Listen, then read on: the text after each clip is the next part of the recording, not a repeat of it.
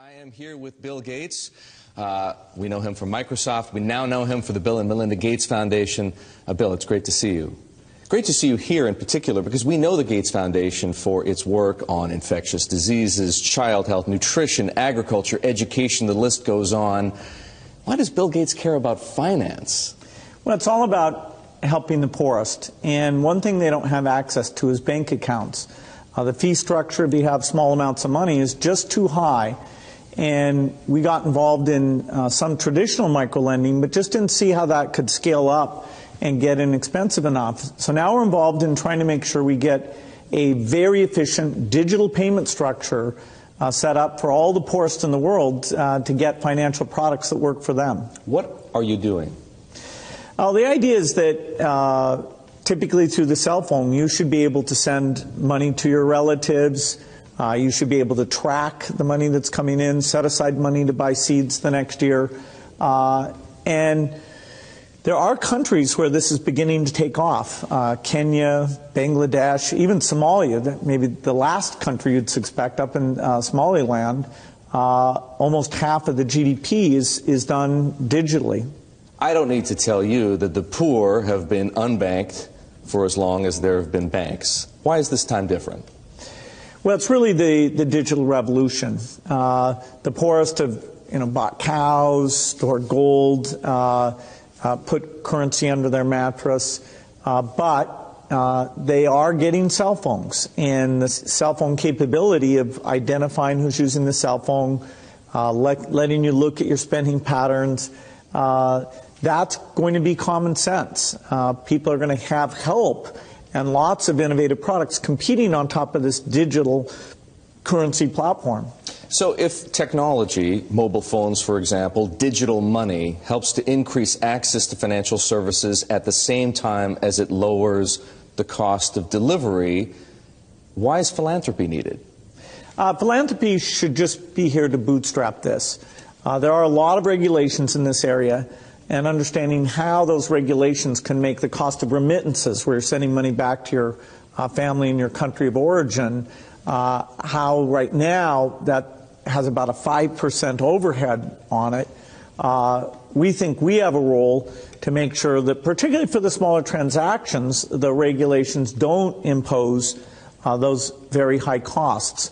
Once this gets going, then we'll step up to the applications and say, okay, how does a savings application help the mother make sure money's focused on the kids? How does it help them stay in school, set money aside for the uniform or for good future planning? Some of what you just described, the need to move money from place to place, the cost of doing so, the overhead, as you put it, makes me think, believe it or not, of Bitcoin, because some people have said, hey, Bitcoin is the answer to those problems. Are you a believer? Well, Bitcoin is exciting because it shows how cheap it can be. Bitcoin is better than currency in that you don't have to be physically in the same place. And, of course, for large transactions, currency can get pretty inconvenient.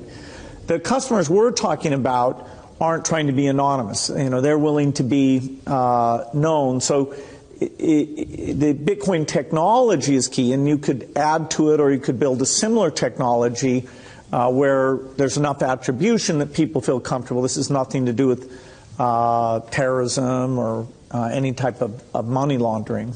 What kinds of people or private enterprises right now are helping to solve the same problems you're interested in?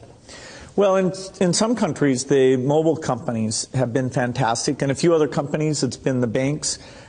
In some countries, it's a startup company that's neither a bank nor a mobile company.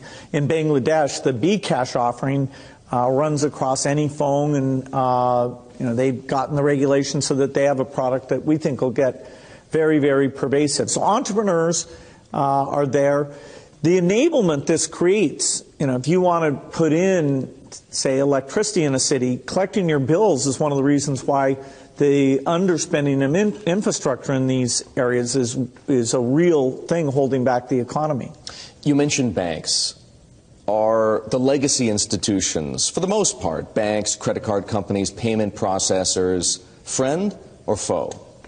Many of them want to have these additional customers, but they have to embrace the idea that the fees are going to be a lot lower. And so they have to find a way to service these new customers. Now, that means these customers aren't going to be coming into their branches, and they can charge a higher fee when you want to actually cash out. But if it's a pure digital transaction, then, you know, you should be paying, you know, less than 1% to move that money from you to a merchant or from you to a friend, even with meeting all the regulatory requirements.